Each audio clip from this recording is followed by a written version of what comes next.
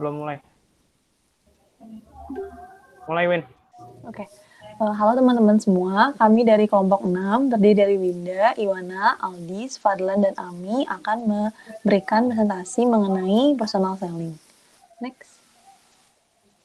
Berikut adalah beberapa topik yang akan dibahas di presentasi kali ini, yakni mengenai scope dari personal selling, perannya, kemudian ada kelebihan dan kekurangan, dan yang terakhir adalah kombinasi personal selling dengan alat promosi lainnya. Next. Yang pertama adalah scope dari personal selling. Next. Personal selling atau penjualan pribadi melibatkan penjualan melalui proses komunikasi orang ke orang. Penekanan ditempatkan pada personal selling bervariasi dari perusahaan ke perusahaan tergantung pada berbagai faktor, termasuk sifat produk, layanan yang dipasarkan, ukuran organisasi, dan jenis industri. Next.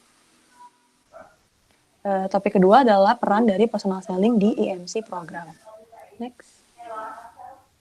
Personal selling berbeda dari bentuk komunikasi lain yang disajikan sejauh ini dalam hal pesan mengalir dari pengirim atau sekelompok pengirim ke penerima atau sekelompok penerima secara langsung, biasanya melalui tatap muka. Komunikasi langsung dan antar pribadi ini memungkinkan pengirim segera menerima dan mengevaluasi umpan balik dari penerima. Proses komunikasi ini dikenal dengan direct communication, yakni komunikasi antara dua orang atau grup yang memungkinkan penyesuaian pesan yang lebih spesifik dan komunikasi yang lebih pribadi. Next.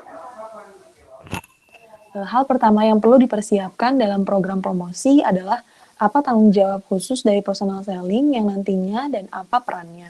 Untuk menentukan perannya, manajemen harus dipandu oleh 4 pertanyaan, yakni yang pertama, informasi spesifik apa yang harus dipertukarkan antara perusahaan dan potensi pelanggan. Yang kedua, apa cara alternatif untuk melaksanakan tujuan komunikasi. Yang ketiga, seberapa efektif setiap alternatif dalam melakukan pertukaran yang dibutuhkan. Dan yang keempat adalah seberapa efektif biaya setiap alternatif. Next. Mengenai pertanyaan yang keempat, seberapa efektif biaya setiap alternatif, kita harus pertamanya menentukan informasi yang akan dipertukarkan. Yang kedua adalah memeriksa alternatif bauran promosi. Yang ketiga, mengevaluasi efektivitas relatif dari alternatif. Dan yang terakhir, menemukan efektivitas biaya. Next.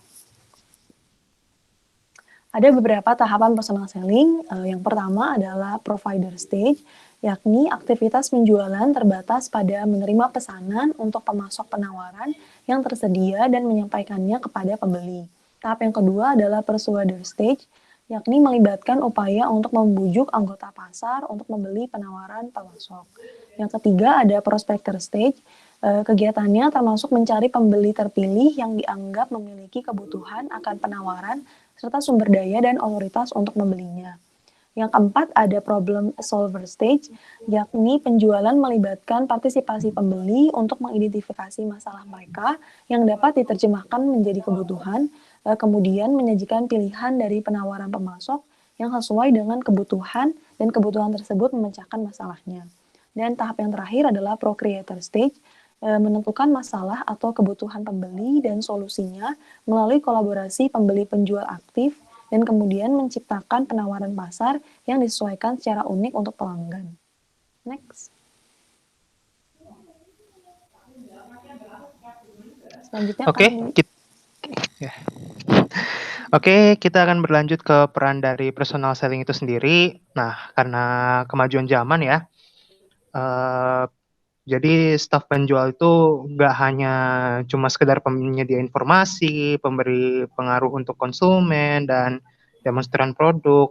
Nah, karena sekarang zamannya personal selling, ada beberapa peran yang perlu dilakukan oleh si staf penjual ini. Yang pertama adalah surveying, di mana si penjual ini bakal mengetahui lebih lanjut mengenai target konsumen, entah nanti dia mau ditujukan ke siapa produk ini, terus dan umurnya berapa, terus mau dijual kemana, dan lain-lain. Nah, terus yang kedua ada map making, di mana kita menyusun rencana penjualan berdasarkan survei yang sudah dilakukan sebelumnya, terus kita jalankan, dan nanti direvisi setelah mungkin ya ada rentang waktu tertentu kayak sebulan, setahun, penjualannya gimana. Nanti kalau misalkan ada yang salah, harus direvisi. Terus yang ketiga ada guiding, di mana kita memberi nilai tambah kepada konsumen dengan melihat masalah yang ada pada konsumen itu sendiri dan juga menawarkan solusinya bagaimana. Jadi di sini si penjual juga harus bisa meyakinkan si konsumen bahwa untuk masalah yang dihadapi konsumen ini sendiri, produk kami bisa menawarkan solusi terbaik untuk Anda. Dan yang terakhir adalah fire starting, di mana kita di mana konsumen ini akhirnya yakin kalau kita, untuk membeli produk kita berdasarkan solusi yang sudah tadi kita tawarkan sebelumnya. Dan mungkin juga bisa dalam jangka panjang bisa jadi pelanggan tetap. Gitu. Next. Oke, selanjutnya ada relationship marketing. Sebelumnya kita harus tahu dulu itu apa.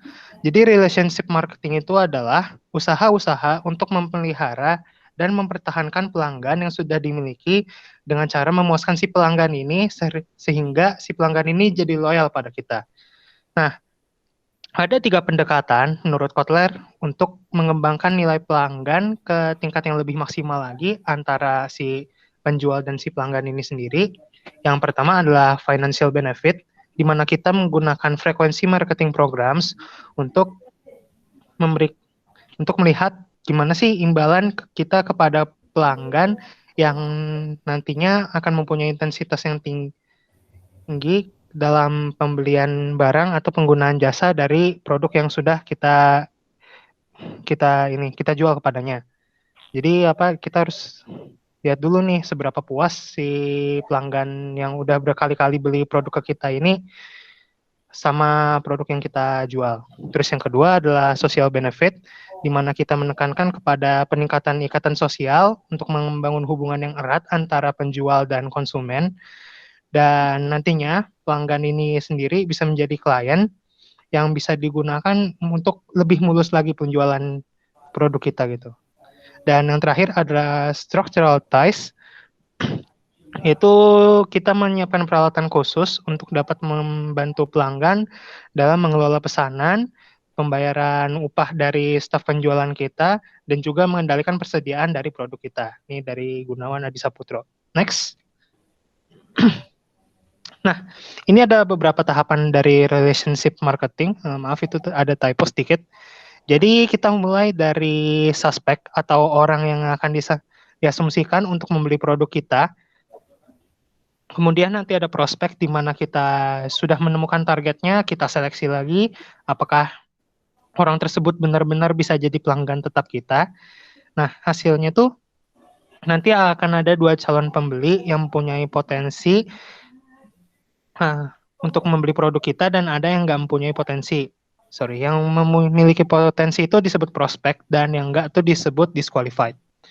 Nah, selanjutnya kita akan menekankan kepada calon pembeli pertama yang akhirnya udah agak mau nih beli produk kita untuk melakukan pembelian pertama terhadap produk kita. Nah, selanjutnya usaha kita gimana caranya biar dia bisa beli terus-terusan produk yang kita produksi dan jadi pelanggan tetap gitu loh. Itu ada di repeat customer. Nah, akhirnya setelah jadi repeat customer, dia menjadi klien di mana dia sudah mengkonsumsi produk kita dari lama dan biasanya klien ini kita perlakukan secara istimewa biar dia lebih loyal lagi kepada kita gitu loh. Misalkan kayak ada beberapa mungkin waktu ibu saya langganan Tupperware dulu dikasih diskon lah sama teman dari ibu saya yang biasa jadi distributor Tupperware, diskon 15% atau 50% atau mungkin DP-nya dikurangin. Nah, itu bisa juga. Nah, setelah berhasil menjadi klien, ada juga peningkatan di mana dia menjadi member tetap, di mana akhirnya ya kayak kita nggak bisa hidup tanpa produk itu lah, intinya gitu. Nah, setelah itu kita meningkat ke level advokat, di mana nanti dia akan merekomendasikan produk-produknya ini kepada orang lain karena menurut dia sendiri produknya itu udah pas dan tetap bertahan lama juga. Jadi ya kenapa enggak kalau kita bisa tawarin orang lain juga gitu loh. Dan selanjutnya ada kemungkinan juga si konsumen ini menjadi partner untuk penjualan produk-produk kita selanjutnya. Next. Nah, ini berikutnya ada cost of personal selling. Jadi, ini adalah ukuran setiap pengorbanan yang diukur dengan satuan uang, ditujukan untuk melakukan pelaksanaan aktivitas yang mempengaruhi para pembeli agar pembeli bisa beli produk kita, sehingga tujuan perusahaan dapat tercapai secara efektif dan efisien. Ini dari Benjamin ya. Dan Mulyadi juga, jadi dua definisi yang sudah digabungkan jadi satu. Nah, kita berlanjut ke jenis-jenis biaya personal selling. Next. Nah, ini ada beberapa jenisnya yang saya singkat saja, ada 5 ya. Pokoknya ada 5. Yang pertama ada uang harian. Ini untuk ongkos transport dan konsum dari staf penjualnya itu sendiri dan biasanya dikasih tiap hari atau tiap bulan atau tiap minggu. Terus yang kedua adalah gaji pokok. Ini agak berbeda dari uang harian yang dimana harus dikeluarkan setiap hari. Gaji pokok ini biasanya dikeluarin tiap bulan atau mungkin ada periodenya sendiri nanti. Tapi uang harian tuh kayak memenuhi kebutuhan pokok si staf penjualnya agar dia juga tetap mau menjual produk kita. Terus yang ketiga ada komisi. Itu ukuran ukuran uang yang akan diterima oleh salesman jika dia bisa menjual beberapa unit nantinya. Terus ada bonus target juga. Kalau misalkan targetnya sudah melebihi dalam jangka waktu periode tertentu, misalkan Anda jualan Tupperware tapi dikasih target 50. Alhamdulillah bulan ini dapatlah 55 unit udah kejual. Nah, itu nanti dapat bonus di akhir bulan nantinya. Dan yang terakhir, ini mungkin untuk beberapa produsen ya, walaupun sekarang nggak begitu banyak, yaitu sewa tempatnya. Ini sewa tempat juga harus dibayarkan, entah untuk perawatan outletnya atau ya kayak biaya listrik, biaya air, dan segala macam. Next. Nah, ini ada beberapa metode penyusunan dari biaya personal selling ini sendiri. Saya dapat dari Kotler di sumber lain, bukan dari buku. Ada 3 ya.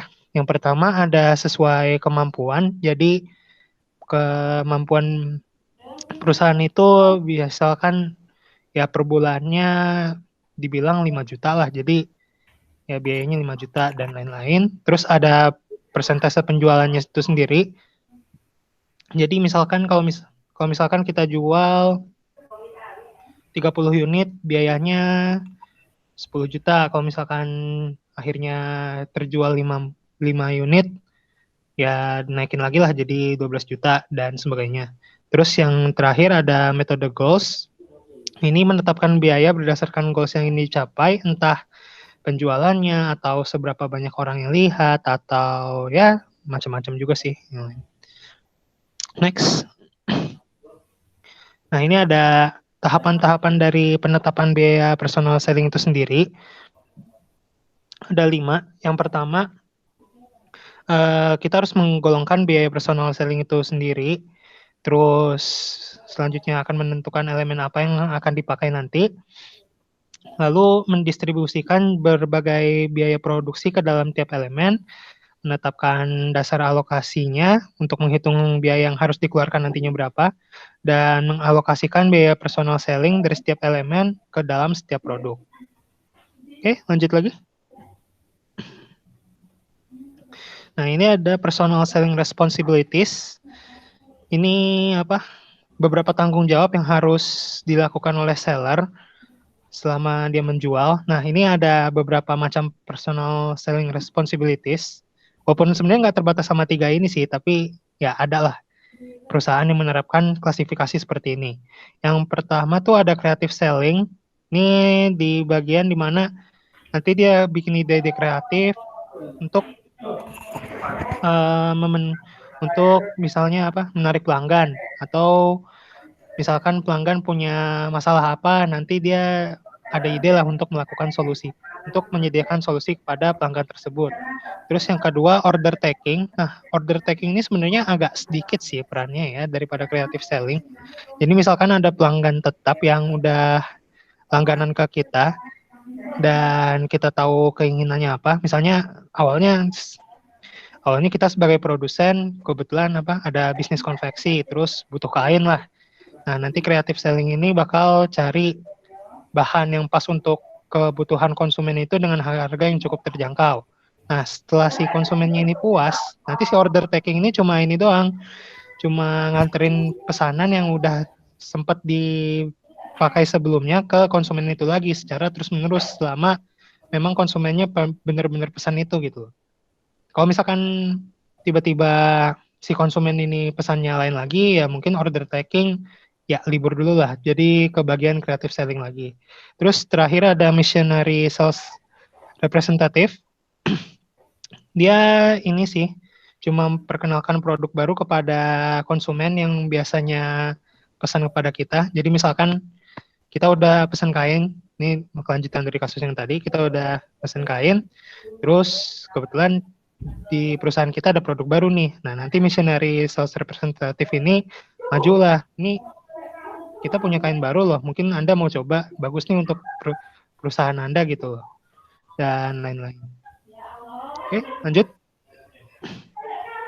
Nah, kita masuk ke bagian tanggung jawabnya. Kalau di buku ada 6 ya. Jadi yang paling pertama itu sendiri adalah menemukan calon pelanggan, di mana kita melakukan pencarian data dan kualifikasi siapa-siapa saja yang bisa menjadi calon pelanggan, mungkin dari umurnya, atau jenis kelaminnya, atau kemampuan ekonominya, dan lain-lain. Terus yang kedua, kita harus menemukan masalah atau kebutuhan si pelanggan ini sendiri dengan cara melakukan pengumpulan informasi kayak survei dan lain-lain. Terus yang ketiga ada merekomendasikan solusi. Jadi setelah kita sudah menemukan permasalahan dari pelanggan ini sendiri apa, kita kasih solusi nih melalui produk yang kita jual. Nah, dengan ini mungkin dia bisa mau beli produk kita. Nah, setelah direkomendasikan, kita demonstrasi produknya. Nah, biasanya banyak sih iklan-iklan yang kasih demonstrasi cara penggunaan produk ini. Jadi ya misalkan kayak adalah kalau misalkan kita ngepel kan biasanya kita press sendiri ya pelnya. Nah, sekarang kan ada tuh di mana kita nggak butuh usaha lebih lah untuk meras pelnya itu selama kita ngepel. Jadi kita bisa ngepel dengan benar, tapi energi yang kita keluarkan tuh juga nggak terbuang banyak gitu. Nah, ini salah satu contoh dari demonstrasi produk. Nah, kalau misalkan konsumen ini lihat, nanti dia bakal berpikir mungkin ini produk yang saya butuhkan gitu. Pokoknya ini usaha gimana si penjual ini bisa menarik konsumen lah. Tanya. Terus closing penjualan ini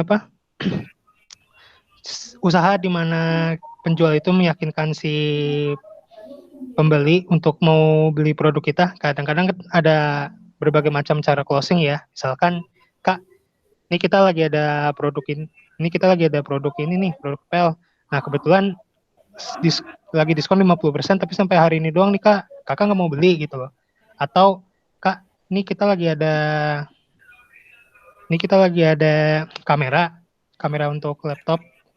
Tapi stoknya tinggal 1 atau 2 nih, Kak. Kakak nggak mau beli nih, keburu habis loh. Nah, biasanya itu ada beberapa cara closing penjualan seperti itu, biar si pembeli yang tadinya agak ogah untuk membeli, biasanya terjadi pada barang-barang yang harganya cukup mahal, akhirnya jadi tertarik. Aduh, ini tinggal dikit nih, ya udahlah, gue beli aja daripada kehabisan. Dan biasanya closing seperti itu.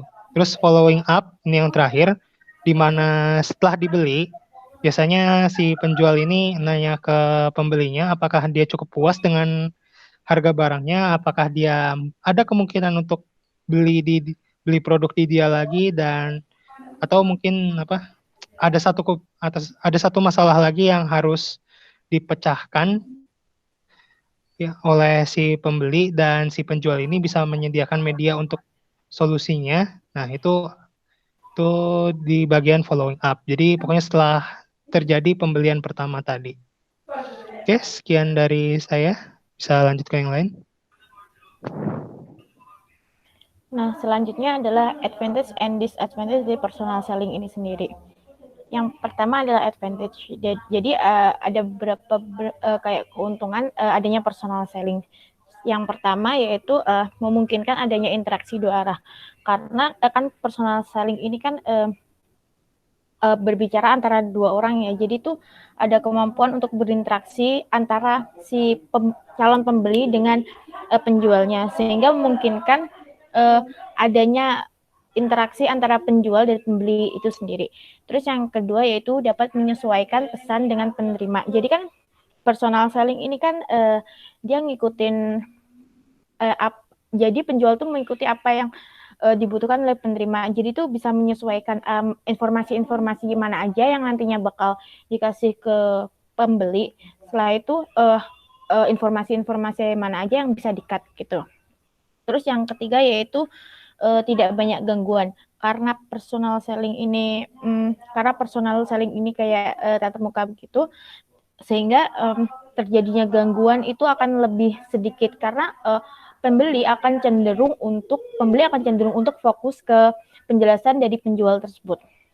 Terus yang ketiga yaitu keterlibatan dalam proses pengambilan keputusan. Jadi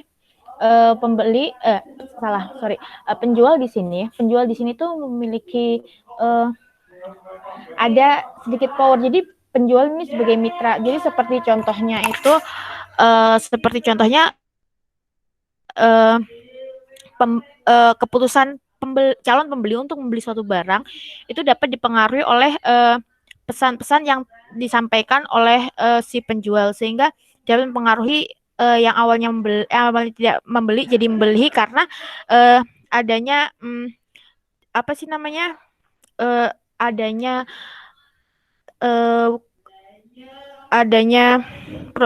adanya keterlibatan dari penjual untuk mengambil proses keputusan tersebut.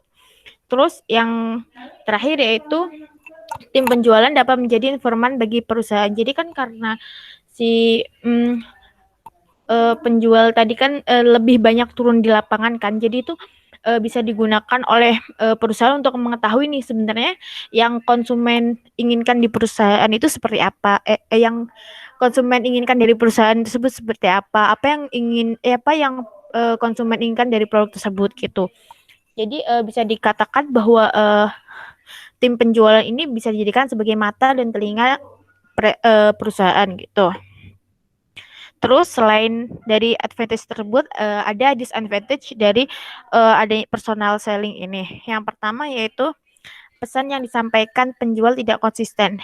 Tadi di advantage kan ada keterangan bahwa informasinya bisa menyesuaikan pembeli ya.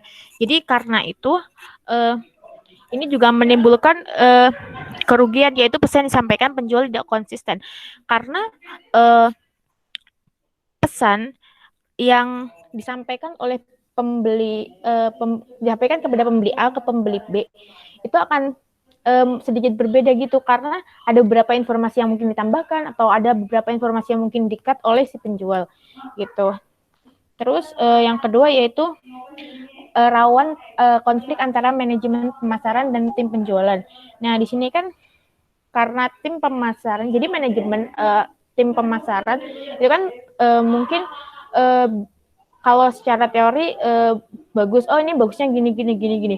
Tapi kan yang tahu lapangan adalah tim penjualan. Nah, di sini tuh biasanya itu rawan sekali adanya konflik karena tim pemasaran itu biasanya tuh kurang memahami apa yang ada di lapangan, sedangkan tim penjualan itu ditekan untuk adanya target penjualan. Jadi akhirnya tuh ada miskomunikasi gitu.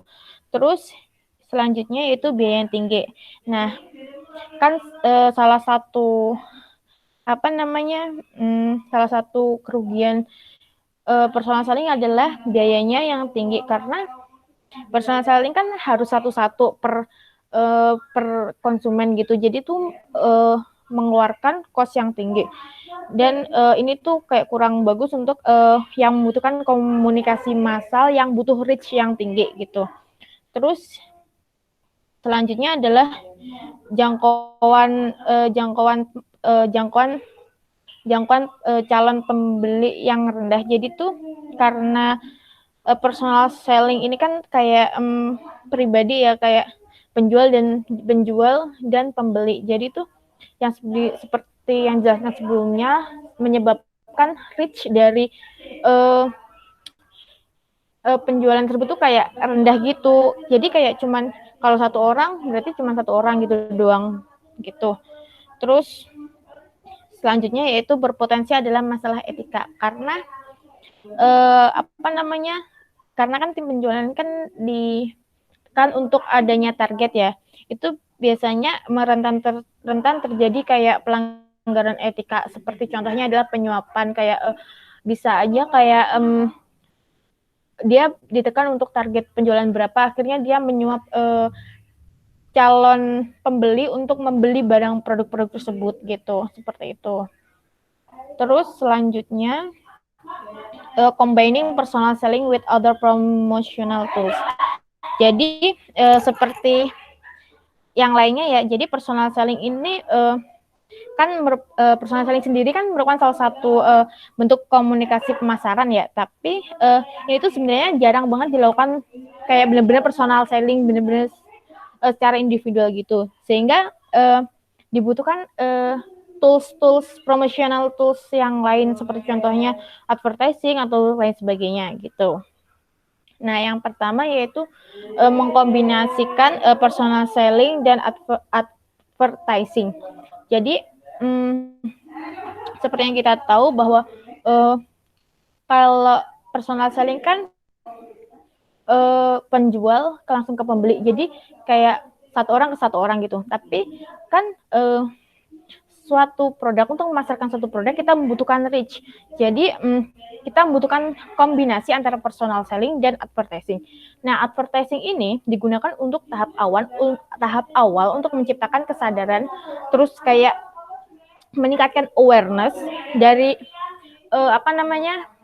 dari produk-produk. Ini biasanya kalau advertising itu digunakan untuk new brand gitu ya. Jadi itu kan kalau new brand dia membutuhkan reach yang tinggi.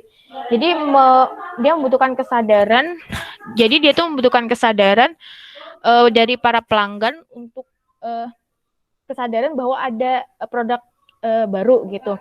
Nah, sedangkan personal selling itu tuh tahapan selanjutnya dari advertising, yaitu seperti menjalin hubungan antara penjual dan pembeli gitu. Terus jadi sebuah studi itu dia mengatakan bahwa menggabungkan advertising dan personal selling itu memungkinkan besar untuk meningkatkan jangkauan, juga bisa untuk mengurangi biaya dan meningkatkan kemungkinan penjualan gitu.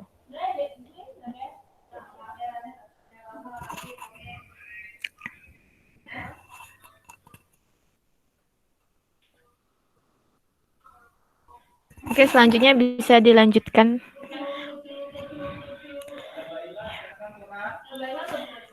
Dengan yang lain. Halo, izinkan saya untuk melanjutkan. Selanjutnya adalah kombinasi personal selling dengan public relation. Nah, seperti kita tahu sendiri adalah pengertian dari public relation itu fungsinya sebagai bagian perusahaan yang melakukan berbagai kerjasama dengan semua media untuk kepentingan perusahaan. Jadi public relation ini sebenarnya menjaga perusahaan-perusahaan itu agar tidak putus relasinya dengan masyarakat, dengan stakeholder yang lain dan sebagainya. Nah, ini personal selling sangat bisa untuk dikombinasikan dengan public relation. Mengapa? Karena sesungguhnya adalah personal selling itu adalah agen yang sangat penting gitu. Bahkan agen terbaik untuk menjadi public relation-nya perusahaan, karena kepribadian mereka, pelayanan akun mereka, kerjasama mereka, dan empati mereka itu tidak hanya mempengaruhi potensi penjualan, tapi juga merefleksikan organisasi yang mereka wakili. Nah, marketer juga dapat digunakan secara langsung dalam peran public relation ini. Jadi mereka itu adalah sumber terbaik perusahaan untuk melakukan public relation sebenarnya. Seperti itu. Next. Oke, selanjutnya adalah kombinasi personal selling dan direct marketing. Nah, dari penelitian itu, perusahaan itu telah menemukan bahwa mengintegrasikan direct marketing atau penjualan langsung, secara khususnya itu telemarketing, ke dalam operasi penjualan bidang mereka, membuat upaya penjualan mereka lebih efektif. Nah, ini hasilnya adalah penutupan penjualan dengan presentasi yang lebih tinggi, terus lebih sedikit waktu yang terbuang oleh tenaga penjual, dan juga biaya rata-rata perpenjualan yang lebih rendah. Jadi sebenarnya ketika personal selling ini dikombinasikan dengan direct marketing, itu akan menjadi hal yang sangat efektif bagi penjualannya. Tadi sudah saya sebutkan beberapa dampaknya bahwa sangat-sangat membuat perusahaan untung gitu ketika ini berhasil dikomunikasikan dengan rapi. Nah, jadi pengintegrasian ini sebenarnya harus banget dilakukan oleh perusahaan-perusahaan saat ini seperti itu. Oke, next. Halo teman-teman. Jadi aku pengen lanjutin soal combining personal selling and sales promotions. Buat teman-teman yang nggak tahu sales promotion itu kayak gimana, sales promotion itu kayak kupon atau kayak insentif-insentif yang dikasih ke pembeli sih. Tapi kayak hari ini bakal kita bahas. Jadi juga kayak si Aldis kayak ngomong soal sales promotion juga deh. Kayak tadi siapa Dis? Orang tua lo jualan Tupperware ya? Biasanya kalau misalnya beli dari agennya langsung tuh biasanya ini kan sih dikasih diskon gitu nggak sih? Ya, kasih diskon kadang-kadang. Ya, dulu nyokap gue juga pernah beli soalnya. Gitu. Jadi di buku jelasin kayak combining personal selling and sales promotion tuh kayak gimana. Jadi banyak dari promosi penjualan ditarik ke retailer, disajikan oleh tenaga penjualan yang akhirnya akan bertanggung jawab untuk menghapus stok mengganti produk yang ada di retail gitu sih sebenarnya. Jadi personal selling-nya tuh nggak cuman di kayak misalnya tadi kayak langsung jualan Tupperware-nya produknya langsung, bisa langsung kayak kita personal selling di agen di misalnya kayak di Indomaret, misalnya kita kasih ke Indomaretnya, terus Indomaret suruh yang kayak jual-jualin misalnya dengan sales promotionnya dan lain-lain gitu. Insentifnya bisa perjalanan gratis, bonus tunai atau hadiah yang sering digunakan untuk merangsang upaya penjualan, dan seperti yang kita lihat di pengecer atau misalnya retailer kayak ada kontes dan undian juga dapat digunakan. Ya gitu, boleh next. Nah, ini combining personal selling with the internet. Jadi internet telah digunakan untuk menyediakan informasi produk, menghasilkan prospek, dari prospek, dan membangun serta memasarkan dari database. Jadi kalau misalnya sekarang kan yang trending banget soal internet kan kayak digital marketing, kayak marketing lewat search engine optimization, search engine yang bayar, SEM, kayak gitu. Dari Google tuh yang per kliknya. Nah, tapi kayak jadi ada datanya nih, kalau misalnya di buku tuh kayak tahun 2002 sekitar 90% dari perusahaan-perusahaan gede itu akan beralih ke internet. Tapi ternyata walaupun kayak gitu, banyak manajer pemasaran melihat internet menjauhkan dari channel dan penjualan langsung. Nah, kayak gitu. Dan kayak ternyata dari mereka juga cuman sedikit nih yang siap melepaskan tenaga penjualan mereka yang kayak secara personal selling kayak gitu. Jadi kayak sekarang tuh lebih kayak digabung-gabungin gitu. Contohnya itu kayak kalian pernah gak sih kayak misalnya di LinkedIn kalian, kalau nggak kayak di Instagram kalian tiba-tiba di personal chat sama mbak-mbak trainer kayak gitu, kayak halo mas, pengen ikut seminar ini nggak, development ini enggak gitu kan. Kalau misalnya Mas daftar hari ini dapat gratis, dapat potongan harga loh kayak gitu. Jadi kayak mereka masarin lewat internet, kayak habis ntar kayak ditawarin kayak lewat websitenya terus segala gitu sih sebenarnya kalau combining personal selling internet.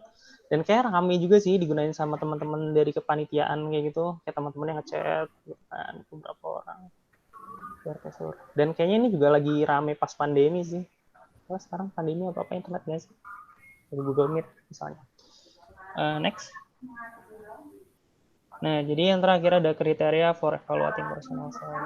Nah, jadi gimana sih kayak kita bisa nentuin kayak kriteria buat kayak mengevaluasi personal selling itu. Jadi ada 4 teman-teman. Boleh next.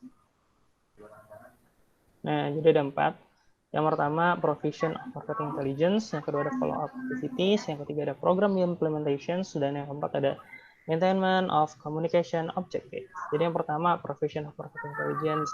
Ini maksudnya kayak gimana sih? Jadi, agen yang baik, orang yang sudah melakukan personal yang baik, akan bisa disebut lulus dari kriteria evaluasi ketika dia bisa memiliki kemampuan untuk memberikan informasi umpan balik, misalnya feedback dari kayak penjualan-penjualan mereka. Misalkan kayak dia jadi tahu nih, kayak kan marketing intelligence kan, dia jadi kayak lebih ngerti, dia kayak jadi dapat pengetahuan tambahan. Jadi melakukan personal selling. Yang kedua, follow up activities, penggunaan dan penyebaran brosur promosi korespondensi dengan pelanggan baru dan yang sudah ada. Jadi kayak misalkan kayak kamu nyebar brosur nih, ada follow up-nya atau tidak, kayak gitu. Kayak misalnya kamu nyebar survei, ada korespondennya atau tidak, seperti itu. Terus program implementation, jumlah program promosi yang dilaksanakan itu berapa. Yang terakhir ada attainment of communication objective. Kayak jumlah akun yang kayak kan kita misalnya presentasi buat produk kita dong. Itu kayak berapa sih orang yang dipresentasiin, kayak gitu. Lebih ke sana sih. Dan ini adalah kriteria for evaluating personal selling. Ya, di sini selesai ya. Ya, betul. Do you have any questions? Itu sekian presentasi dari kami. Gitu nggak sih? Akhirnya, iya begitu. Aku end ya recordingnya. Semangat teman-teman, jangan lupa like, subscribe, dan share.